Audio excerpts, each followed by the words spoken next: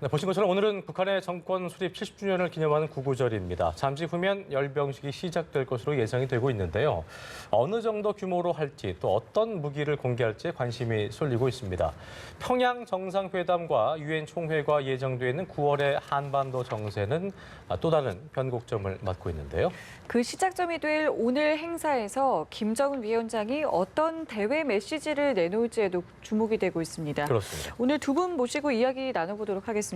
김용현 동국대 북한학과 교수, 신인균 자주국방 네트워크 대표 나오셨습니다. 두 분 어서 오십시오. 안녕하세요. 안녕하세요. 안녕하십니까.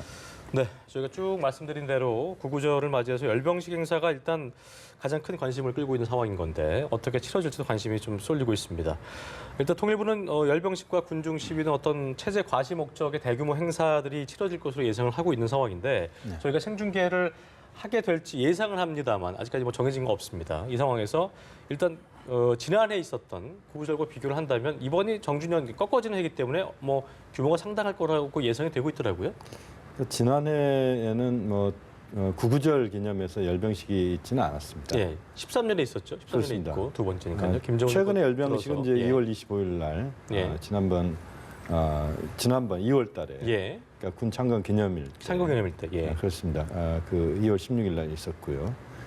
그리고 지금 보면은 1만 명 이상의 열병식 참가자가 지금 오늘 참가를 할 것이다. 네, 이렇게 지금 이야기가 나오고 있습니다만 어쨌든 지난 구구절과는 좀 다르다. 지난 구구절은 69주년이었기 때문에 예. 북한에서 이른바 꺾어지는 해 이렇게 이야기할 수는 없습니다. 그래서 올해 지금 이제 70주년 열병식은 개최가 되는 걸로 지금 거의 확정적이다 이렇게 봐야 될 것 같은데요. 평양에 이제 미림 비행장이라고 예, 북한의 그 평양 주변에 비행장이 두 개가 있습니다. 하나는 순환 비행장, 여기는 이제 국제공항이고 민간 비행장이죠. 그리고 미림 비행장은 이제 군용 비행장인데 군용 비행장에서 지금 열병식을 준비하는 여러 가지 정황이 그 인공위성을 통해서 지금 포착이 되고 있습니다. 그래서 열병식은 뭐 확정적이다라고 봐야 되는데 예, 다만 이제 이게 생중계 여부는 정확하게 확인하기는 어렵다. 지난번 2월 달에 개최됐던 군창건 기념일 그때는 열병식은 진행이 됐지만 생중계는 이루어지지 않았었습니다. 예. 일단 그 시청자의 이해를 좀 위해서 신 대표께서 그 구구절, 그러니까 북한에 보니까 사회주의 5대 명절이 있는데 이 구구절은 어떤 의미고 어떤 규모로 좀 항상 그 진행이 되어 왔고 그 개념을 좀 알려주시면 좋을 것 같아요. 이제 1945년도에 예. 그 일제로부터 해방이 되고 나서 광복을 맞고 나서 이제 사실은 뭐 나라가 분단이 됐죠. 그래서 북한 같은 경우는 우리는 1948년 8월 15일 날 정부 수립을 했지 않습니까? 예, 북한은 우리보다 조금 늦은 1948년 9월 9일 날 정부 수립을 했어요. 그렇죠. 그래서 올해가 바로 북한이 독자적으로 한반도 북쪽에 당시 이제 유엔으로부터 또 국제사회로부터 인정받지 못하는 정부를 수립했던 70주년이에요. 그렇게 해서 자신들은 어떤 그 국가의 정통성을 내세우기 위해서 이 예. 건국절 이 행사를 굉장히 사실은 성대하게 해왔었습니다. 오히려 예. 정통성이 부족하기 때문에 그것을 더 띄우기 위해서 굉장히 이제 성대하게 해왔었고. 예를 들어서 이제 올해 같은 경우에는 이제 70주년 정주년이기 때문에 뭐 예. 열병식이다 뭐다 대단히 큰 행사를 준비하고 있는 것 같은데 예. 그럼 작년 재작년은 그냥 지나갔냐 또 그것도 아니에요. 작년 재작년은 핵실험을 했습니다. 예. 재작년 같은 경우는 그 9월 9일 당일날 바로 5차 핵실험을 했고요. 예. 당시 이제 지진파 한 5.0 정도가 감지가 됐었죠. 그랬었죠. 아주 이제 성공한 그런 증폭 핵 분열탄이라고 주장하고 있는 핵실험을 당일날 했었고 그 직전에 9월 3일날 재작년 9월 3일날 스커드 ER이라고 해서 북한이 스커드 미사일 계열을 한 600~700발 정도 가지고 있다고 그래요. 예. 그것을 개량한 즉 사정거리가 스커드 C라고 해도 한 500km 정도 날아가는데 한 1000km 정도 날아가는 중거리 정도. 그렇죠. 개념이죠. 한반도 전역과 일본 일부까지 타격할 예. 수 있는 스커드 ER 미사일을 9월 3일 날 사격을 하고 그 다음에 9월 9일 구구절 당일 날 핵실험을 했어요. 그리고 이제 작년 같은 경우는 9월 3일 날 스커드 ER 같은 그 재작년 스커드 ER을 9월 3일 날 쐈는데 작년 같은 경우는 9월 3일 날 바로 역사상 가장 큰 위력을 보였던 6차 핵실험을 했죠. 그래서 그 6차 핵실험이 바로 그 지진파 5.5에서 5.7 그리고 미국 같은 경우는 6.3까지 평가를 하는 그런 엄청난 위력의 핵실험이었고 그것으로 인해서 지금 이제 남북 관계 또는 북미 관계 그리고 세계와 북한과의 관계가 여기까지 파국으로 치닫게 되었고 또 올 봄에 완전히 변곡점을 다시 또 찍는 그런 계기가 된 게 바로 그렇죠. 육차 실험이었는데 그게 바로 그 구구절의 연속이었습니다. 그리고 올해는 여러 가지 달라진 점 때문에 다른 분위기를 북한이 보이지 않을까라고 이제 기대를 하고 있는 것이죠. 그렇죠. 예. 자, 그렇기 때문에 지금 말씀하신 대로 이제 남북 화해 분위기가 좀 조성이 된 상황이기 때문에 예. 항상 주목했던 그 ICBM이 등장할지 여부에 대해서도 역시나 또 주목이 되고 있거든요. 어떻게 네. 좀 예상을 하시는지요? 이 부분은 우리가 주목을 할 수밖에 없는 부분입니다. 그러니까 이번 열병식에서 두 가지인데 하나는 북한이 미국을 자극하는 새로운 신형 ICBM 또는 ICBM 무기를 선보이느냐 하는 부분이고 김정은 위원장의 메시지가 과연 뭐냐라고 하는 건데요. 이 부분은 곧 결과는 나올 것 같습니다만. 생중계를 저희가 보면 확인할 수 있겠죠. 그렇습니다. 예. 이제 바로 확인이 되겠지만 북한으로서 이제 최대한 미국과 국제사회를 자극하는 이 행보는 자제할 가능성이 높다고 봅니다. 예. 네. 그동안 이제 북미 간의 비핵화 종전선을 둘러싸고 상당한 그 난기류가 형성됐던 게 사실인데 최근 상황을 보면 우리 특사단이 북한을 방문해서 김정은 위원장이 2년 내에 비핵화를 실현하겠다 이런 이야기도 꺼냈고요. 또 북한이 미국과의 대화에 대한 적극적 의지를 김정은 위원장이 보이는 그런 행보를 좀 펼치고 있는 게 사실입니다. 또 트럼프 대통령 입장에서도 김정은 위원장의 적극적인 어떤 대화 의지 이 부분에 대해서 평가를 지금 어떻게 하느냐 그렇게 지금 판단하는 시점이다 이렇게 봐야 될 것 같고 폼페이오 장관이 지금 김정은 위원장의 친서를 가지고 곧 트럼프 대통령을 만나는 예. 이런 상황인 것 같습니다. 이렇게 보면 지금 시점에서 북한이 미국을 강하게 자극한다. 이것은 적절한 그런 전략적 판단이 아니라고 봅니다. 우리 특사단 방북 이전에 북미 간의 난기류가 형성돼 있던 그 상황이라면 북한이 좀 더 판을 크게 펼쳐서 그러면서 미국을 압박하는 그런 수단으로 그 신형 무기랄지 신형 ICBM 미사일을 선보일 수도 있겠지만 네. 현재로서는 북한 입장에서는 좀 더 미국과의 유연성 있는 그런 대화를 한다는 이런 차원에서 접근한다면 그 새로운 무기의 등장 가능성은 좀 더 낮지 않느냐 네. 그렇게 전망이 됩니다. 신 대표님께서도 지금 그 김 교수님 말씀처럼 북미 간 현재 교착 국면에서 어떤 미국을 자극하지 않겠다는 의지로 해석이 되는 만큼 ICBM은 등장을 하지 않을 가능성이 크다에 맞다고 좀 보고 계신지 어떻게 좀 보고 계세요? 저는 사실 뭐 좀 무책임한 말일 수 있지만 반반이라고 봅니다. 반반이다. 네, 왜냐하면 지난 그 평창 올림픽을 계기로 사실은 이 북미 관계가 급 반전을 하게끔 되었거든요. 예. 네, 이제 그 평창 올림픽에 참가를 하는 어떤 그런 계기가 되면서 또 사실 이제 미국이 전 세계의 어떤 리더급의 어떤 국가로서 평창 올림픽 기간 중에는 전쟁을 하지 않는다라는 그 유엔 공동 선언을 또 했지 않습니까? 작년 가을에. 그래서 이제 전쟁의 위기를 평창 올림픽으로 사실은 넘어갔고요. 그런데 그 시기에 열렸던 북한의 건군절 행사 때 사실은 많은 사람들이 이 시기는 미국이 북한을 공격할지도 모르는 그런 상황이 너무나 오래 이어져 왔기 때문에 미국을 자극하지 않기 위해서 ICBM 같은 것은 보여주지 않지 않겠느냐라는 그런 기대를 많이 했었고 저도 사실은 그런 기대를 했었어요. 그런데 생각과는 달리 화성 14, 화성 15 같이 미국을 직접 타격할 수 있는 ICBM을 올해 건군절 때 공개를 했습니다.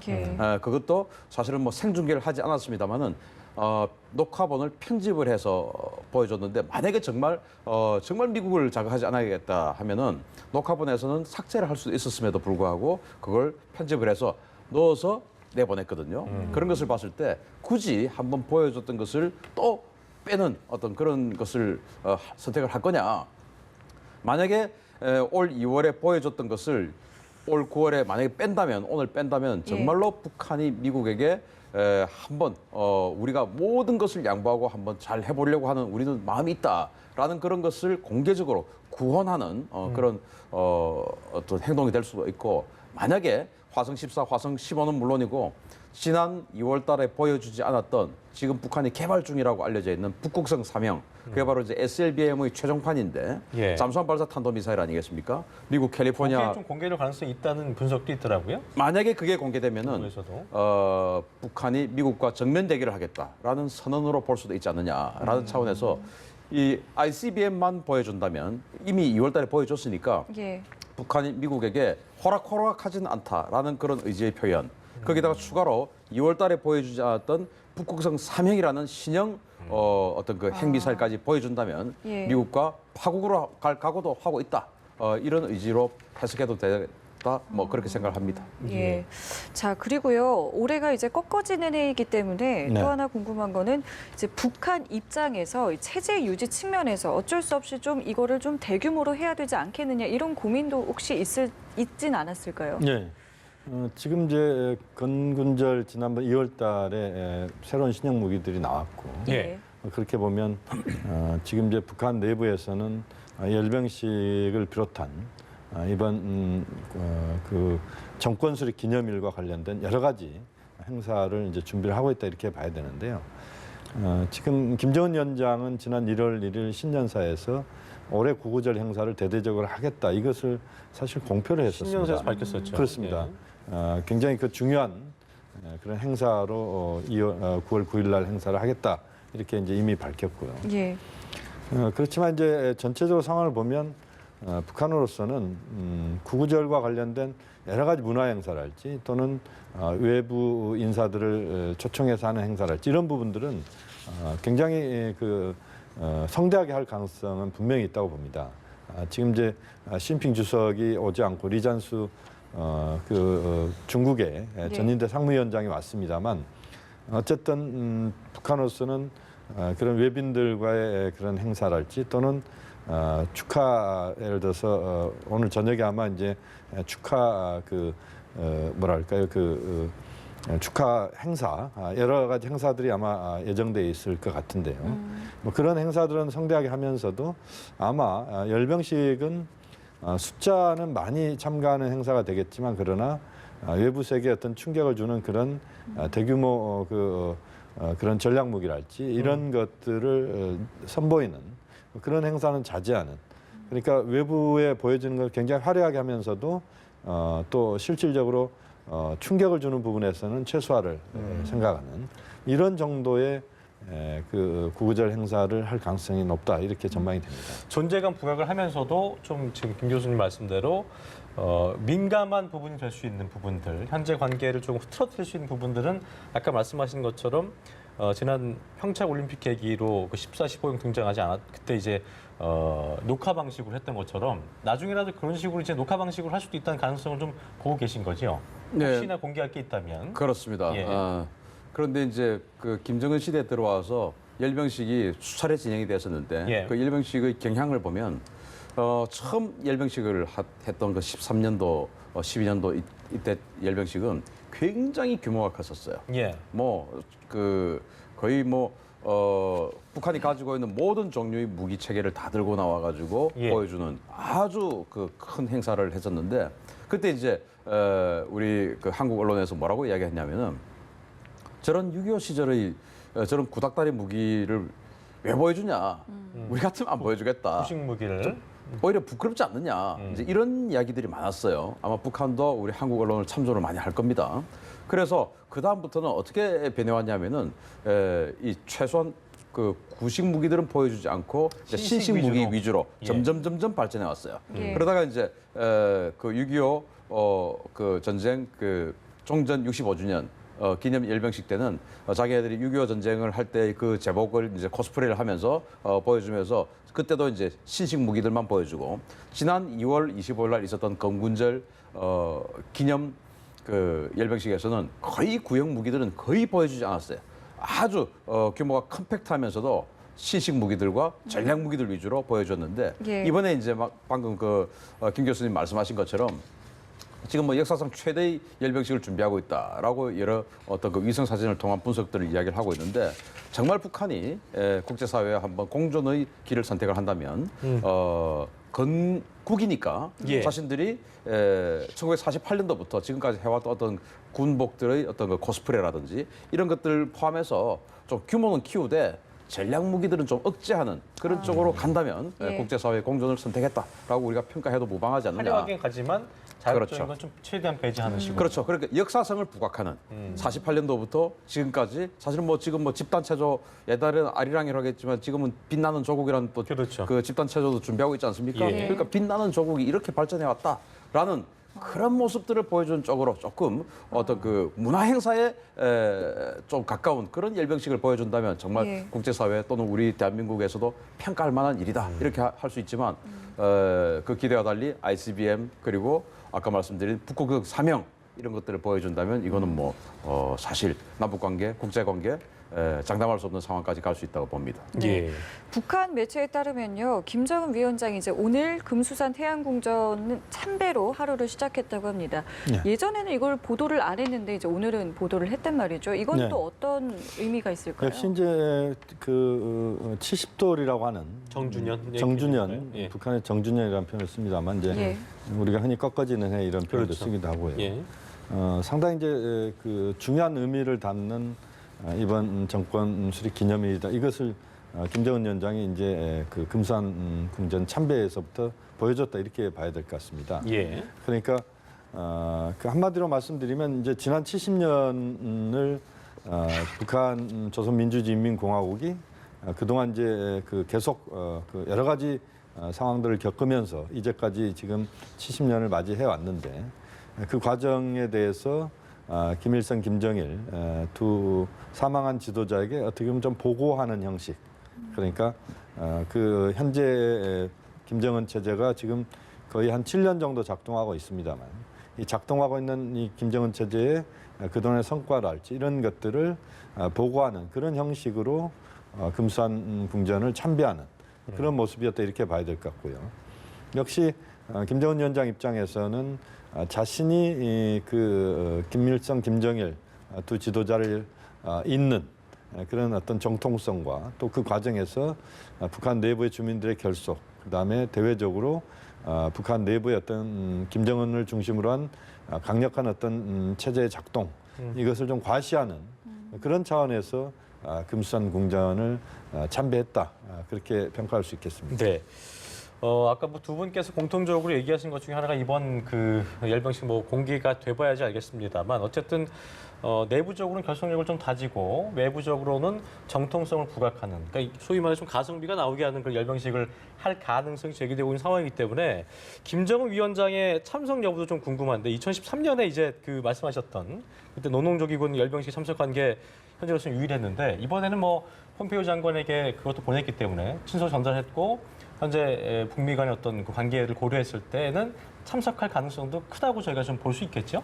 저는 뭐 당연히 참석한다고 당연하다. 봅니다. 그게 또 국가 최고 지도자로서의 의무라고 생각합니다. 왜냐하면 예. 건국절이기 때문에 그 건국 70주년이고 그 작년까지는 금수산 태양궁전을 참배하는 것을 보여주지 않았는데 올해는 보여줬다. 보여줬다. 예. 이것과 사실은 일맥을 같이 하는 겁니다. 예. 네. 왜냐하면 정통성을 부각해야 되고 자신이 지금 이번 구구절을 계기로 국제사회와 어떤 전쟁을 치를지 어떤 협상을 할지 지금 뭐 자기도 지금 장담을 못하는 거거든요. 왜냐하면 작년 구구절까지는 북한이 국제사회의 판을 끌고 갔습니다. 예. 자신들이 미사일 쏘고 싶으면 쏘았고 자신들이 핵실험하고 싶으면 했습니다. 국제사회 제재 아무래도 하고 싶으면 다 했어요. 예. 그런데 작년 말부터 미국의 군사적 공격 가능성 그리고 또 경제적 압박 거기다 중국이 동참하는 그런 경제적 압박까지 가세되면서 굉장히 힘들어지는 상황이 지금 오고 있는 상황에서 만약에 미국과의 어떤 그 군사적인 결전을 준비를 한다고 해도 또는 경제적인 압박을 극복하려는 어떤 그런 준비를 한다고 해도 인민들에게 자신이 이런 각오를 하고 있다. 당신네들이 존경하고 있는 할아버지를 앞에 두고 난 이런 각오를 하고 있다라는 걸 보여줘야 되고 또 미국과 화해 무드에 가서 만약에 핵을 포기를 한다면 예. 북한 사람들은 핵을 자신들의 생명줄로 생각하고 있다라고 지금 우리는 알려져 있지 않습니까? 예. 그 생명줄을 포기하는 지도자가 과연 맞느냐라는 그런 그 또 반대 여론도 있을 수 있어요. 북한에도 보수적 강성이 있을 수 있으니까 그런 사람들에게 달랠 수 있는 뭔가의 어떤 나는 전형적인 메시지. 살리기 위해서 여러분들을 살리기 위해서 할아버지에게 이렇게 맹세를 하고 한다라는 그 결속적 차원. 예. 그렇기 때문에 금수산 태양궁전도 공개를 했다고 생각하고 이번 열병식에서도 그런 의미에서 내가 여러분들과 함께 간다. 그런 어떤 그 이미지를 부각시키기 위해서 반드시 참석할 것이라고 봅니다. 예. 또 참석한 외빈들의 어떤 격이 여태까지 와는 조금 격이 뭐 북한 입장에서는 좀 섭섭한 감은 있겠지만 어쨌든 격이 그동안보다 높기 때문에 그런 네. 예의 차원에서도 참석하기 쉽습니다. 교수님께서는 이번에 김정은 위원장이 어떤 메시지를 좀 내놓을 거라고 예. 보시는지요? 역시 이제 우리가 관심사는 김정은 위원장의 메시지입니다. 예. 메시지가 우선 두 가지일 것 같은데요. 하나는 북한 내부의 체제 결속을 꾀하는 그런 차원에서 이제까지의 성과, 경제적 성과 또 그동안 노선 자체를 북한이 좀 바꿨습니다. 다시 말씀드리면 핵경제 병진 노선에서 경제 건설 총 노선으로 이제 입장을 좀 바꾸고 있는 상황에서 경제 부분에 있어서의 성과에 대해서 언급을 하면서 그 과정에서 앞으로 내부 결속 그리고 내부의 그 경제 성장을 적극적으로 추동하기 위한 주민들의 어떤 노력, 분투 노력 이것을 강조하는 이게 하나 될 것이고요. 예. 또 하나 이제 대외적으로 북한의 비핵화 의지를 어떤 식으로든 저는 표출하리라고 봅니다. 다시 말씀드리면 북한 내부적으로 체제 결속과 함께 대외적으로 김정은 위원장의 비핵화 의지가 그동안 남북 간의 두 번에 걸친 정상회담 또 북미 정상회담을 통해서 어쨌든 김정은 위원장의 의지는 계속 확인되고 있다 이렇게 봐야 되는데 김정은 위원장의 비핵화에 대한 적극적 의지가 다시 한번 언급되면서 미국이나 국제사회가 적극적으로 북한과의 대화에 나서야 된다. 또 북한에 대해서 어떤 북한 체제를 압박하는 그런 쪽보다는 북한과의 대화와 공존, 남관계 역시도 대화와 공존 뭐 이런 쪽에 언급을 하면서 그렇죠. 상당히 유연한 예. 대외 관계를 표현하는 그런 언급들이 나올 가능성이 있다고 봅니다. 어쨌든 그 미국과의 어떤 관계에 있어서 그 바라는 바를 좀 종전선언 등의 어떤 바라는 바를 좀 얻고자 한다면 기본적으로 어떤 평화적인 메시지부터 시작해서 국제적으로 봐도 김정은 위원장이 바뀌었구나라는 어떤 그런 것들을 보여줄 수 있는 어떤 메시지 내지는 그 중요한 그 이야기가 담기지 않을까라는 예상이 많이 나오고 있더라고요, 실제적으로. 그렇습니다. 지금 이제 김정은 위원장 입장에서는 9월달에 남북 정상회담을 지금 9월 18일부터 20일까지 이미 확정해 놓은 상태입니다. 예. 김정은 위원장의 뉴욕 방문이 사실상 뭐 쉽지 않다 이렇게 지금 우리가 예상을 하고 있습니다. 그건 뭐 북한 김정은 위원장의 외교 일정은 트럼프 대통령이 어떻게 나오느냐에 따라서 그렇죠. 달라질 수도 있는 상황입니다. 그렇기 때문에 전체적으로 김정은 위원장이 앞으로 대외 관계를 풀어가는 데 있어서 매우 중요한 9월, 10월이 될 수 있다 이렇게 봐야 되는데 그것을 북한 내에서 평양에서 김정은 위원장이 공개적으로 자신이 상당히 유연한 그런 대외 관계를 지금 추구하고 있고 또 비핵화 의지도 분명히 있고 또 미국과 국제사회가 북한의 체제 안전 보장 또 종전선언 나아가서 뭐 평화 체제까지 갈 수 있는 이런 부분에 있어서 국제사회가 적극적으로 행동해야 된다 이런 것들을 표현하는 그런 방향을 잡을 가능성이 있다. 그 과정에서 예. 좀 더 유연성 그리고 외부와의 어떤 관계를 대화를 통해서 문제를 풀고자 하는 그런 의지의 표명 예. 이것을 통해서 김정은 위원장의 이미지를 상당히 제고시키는 그런 입장들을 표현할 가능성이 있지 않나 그런 전망이 됩니다. 예. 예. 기본적으로 그 방식으로도 어떤 직접적인 연설을 할 것인지 아니면 그 열병식 규모 등으로 전달된 어떤 간접적인 방식을 쓸 것인지 이 부분도 좀 관심을 끌고 있는 것 같더라고요. 직접적으로 메시지를 내놓을까요? 김정은 같은 경우는 아버지인 김정일과는 달리 직접적인 메시지를 전달하는 것을 뭐 주저하지 않죠. 예. 과감한 그렇죠. 편이죠. 김정일 예. 같은 경우는 뭐 연설을 거의 하지 않았고 열병식을 한다 해도 뭐 거의 한마디 우리 조국 영광 있으라 뭐 이 정도만 하고 말았는데 김정은 같은 경우는 첫 열병식에서부터 사실 뭐 대단히 긴 연설을 해왔었던 사람이기 때문에 예. 지금도 뭐 오늘도 직접적인 메시지를 전달할 가능성이 높다고 봅니다. 다만 그 직접적인 메시지 속에 어떤 내용이 담겨 있느냐. 일단 그 대외적인 메시지 그리고 대내적인 메시지로 두 가지 구분할 수 있는데 대외적인 메시지는 앞서 잘 설명을 해주셨듯이 예. 국제사회에게 특히 미국에게 우리가 핵을 포기할 수도 있다. 단 너희들과 잘 지낼 수 있는 가능성이 높다면 그게 바로 종전선언이 되겠죠. 또 평화협정 체결이 되겠죠. 그런 가능성이 있다면이라는 전제를 두고 어떤 그 비핵화의 가능성을 아주 은유적으로 표현할 가능성도 있고요. 은유적 표현. 그걸 뭐 직접적으로 표현하기는 북한 대내적으로 아주 위험한 선택이 될 수 있기 때문에 좀 은유적인 표현을 할 수도 있다고 봅니다. 두 번째는 이제 대내적으로 사실 그동안 70년간 미국과의 대결을 해야 한다. 미국으로부터 우리는 생존해야 한다라는 그런 선전을 통해서 국민들을 압제하고 예. 독재를 강화하면서 사실은 이 체제를 이어왔는데 그게 지금 미국과 관계 개선을 해야 하는 그런 국가 패러다임, 국가 통치 패러다임을 지금 바꿔야 되는 그런 입장이지 않습니까? 예.